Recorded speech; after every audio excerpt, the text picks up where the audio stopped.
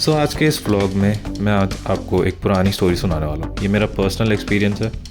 मैं चाहता हूँ कि आप ये वीडियो एंड तक देखें और कमेंट सेक्शन में मुझे बताएं कि आप अगर मेरी सिचुएशन में होते तो आप क्या करते। सो ये बात है आई थिंक 2014 की, जब मैं कॉलेज से घर आ रहा था। मैं मेट्रो में ट्रैवल कर रहा था और बहुत आराम से गाने सुनते हुए आ रहा था। ये वही दिन थे जब बिल्कुल भी स्ट्रेस नहीं था किसी भी चीज़ को लेके, क्योंकि सारा टेंशन मैं नहीं लेता था, मेरे घर वाले लेते थे। सो मैं मेट्रो में आ रहा हूँ मौसम के मज़े लेते हुए। अचानक से ही तो पता नहीं मेट्रो ट्रैक पे ड्राइवर को ऐसा क्या दिखा कि देखकर उसकी पतलूनी फट गई और फिर उसने डिसाइड किया कि बहुत ज़ोर से ब्रेक मारूं। और उसने इतना ज़ोर से ब्रेक मारा कि मैं सीधा एक आंटी के ऊपर गिरा, एक रुमाल की तरह, और मेरी कोनी जाके उनके जूड़े पे लगी। एंड माइंड यू, जूड़े पे लगी मतलब बालों पे कोई दर्द थोड़ा ना होता है यार। और वो आंटी पीछे घूमी, उन्होंने मुझे गुस्से से देखा और बोला, ये मेट्रो तेरे बाप की है क्या?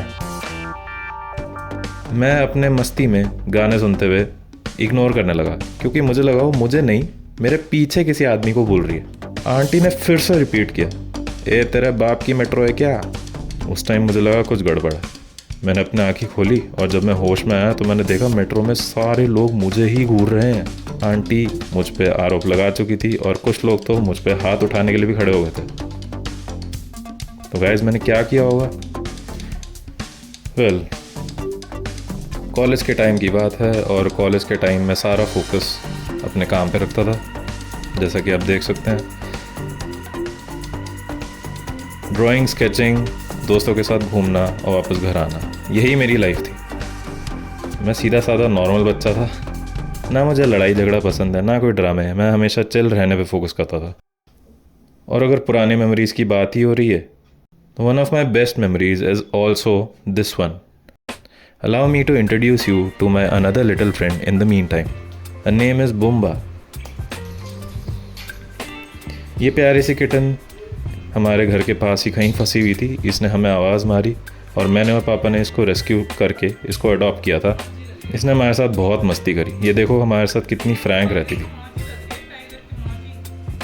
लेकिन जब ये शुरू में आई थी ये बहुत डरी हुई थी, क्योंकि दिल्ली में स्ट्रे कैट्स और डॉग्स के लिए सेफ प्लेस कहाँ है यार? आई मीन, मैं तो नहीं जानता, आप शायद जानते होंगे, बट जहाँ तक मैंने ऑब्ज़र्व किया है, स्ट्रे कैट्स और डॉग्स को जितना केयरफुली ट्रीट किया जाना चाहिए।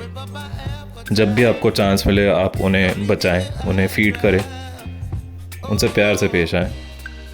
और यहाँ आप इस विजुअल में देख सकते हैं, मैंने 2-3 गाड़ियाँ एक के ऊपर एक दिखाई हैं, इसलिए बिकॉज ये मेरे एक प्रोजेक्ट में डिमांड थी that I show car accident in a funny way. Car accident से मुझे याद आता है एक और किटन के बारे में, लेकिन उसका बैकबोन बहुत बुरी तरह डैमेज था and she could not make it. हमने उसको भी अडॉप्ट किया था, हमने 7 दिन उसे रखा, but 7 days later she passed away.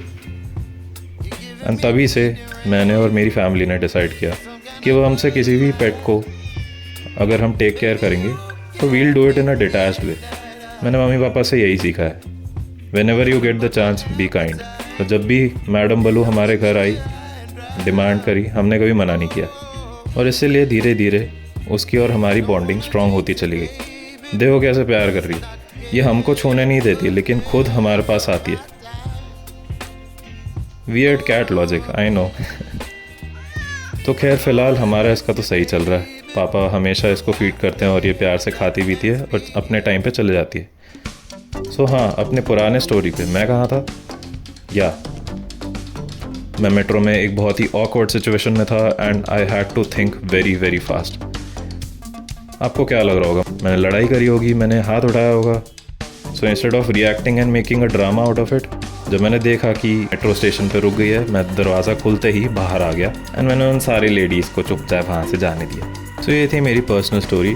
आज के व्लॉग से मैं यही कहना चाहूँगा, किसी भी अनइम्पॉर्टेंट इररेलेवेंट सिचुएशन में जहाँ भी आपको खतरा दिखे, पहली फुर्सत से निकल लें, जस्ट लाइक मैडम बलू।